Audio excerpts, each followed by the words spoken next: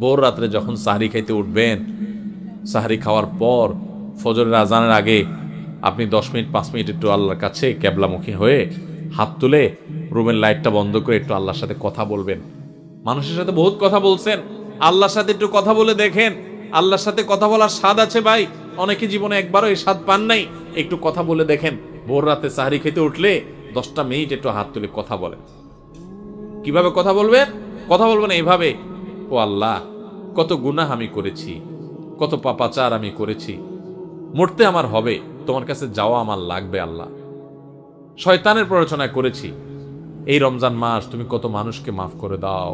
নবী করিম সাল্লাল্লাহু আলাইহি সাল্লাম বলেছেন, ওয়ালিল্লাহি উতাকাউ মিনান নার ওয়া যালিকা ফি কুল্লি লাইলা।